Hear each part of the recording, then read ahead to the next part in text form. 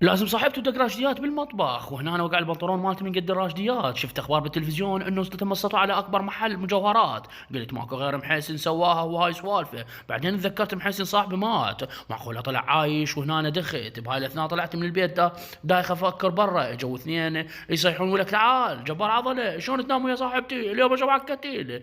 وهنا أنا صاحبته طلعت هاي صديقتي وجايه يمي، انا دخت ما درت لهم بال، رحت مشيت قلت معقوله محسن يطلع اخوي صاحبي؟ قلت اخوي ايش تريد؟ قال شو تنام يا صاحبتي؟ قلت له انت ايش عليك؟ اذا ما تعجبك صاحبتك اليوم قلت لك انت يلا مش زعل نفسك اليوم اشوفك راشديات يلا بسرعه. قال لي لا حباب عليك الله. انا قلت له ما حد يدخل هنا. أنا بعدين قال يا معود وانا احبها وانا اريدها، انت شو نجي تسوي؟ بعدين انا انقهرت عليه، وهنا أنا حضنته قلت له حبيبي يلا لا تدير بال، خيرها بغيرها شوف لك واحده شريفه. وهنا أنا حضنته، واثناء ما حضنته لزمته من رقبته ووقعته بالقاع، قلت له مو انت صيح عليه ولا انت اللي تهددني. وهنا أنا زرفت راسه ضربات لحد ما طلعت الدم، قلت له ممنوع تدق بيه، انا دايخ ولعبان نفسي، محسن صاحبي خاني مسوي نفسه ميت 25 سنه وطلع عايش يبوك محلات ذهب واخذ كل فلوسي وعافني. هنا أنا رحت الجماعه يعرفون محسن، قلت له اخويا انتوا تعرفون محسن عايش؟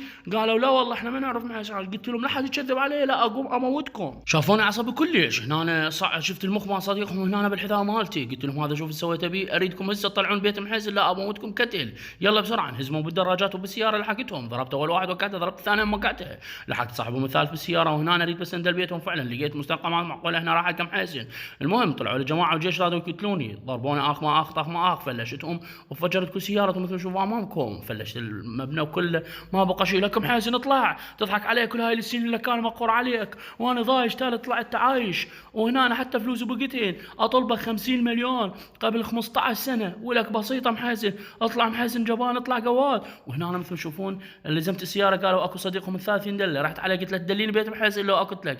قال لي والله ما ادله، قلت له تدليني لو اكو لك؟ وانا فلشت الكرفان مالته مثل ما تشوفون امامكم وقعته بالمي. وهنا أنا وقعته بالقاع، قلت له اخر كلمه قلت لك لو دليني بيت محسن؟ قال صدقني وشرف اختي المعروفه انا ما اندل بيت محسن.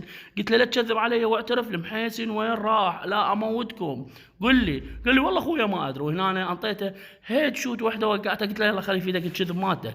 اخذت السياره وانطلقت للبيت مالتنا.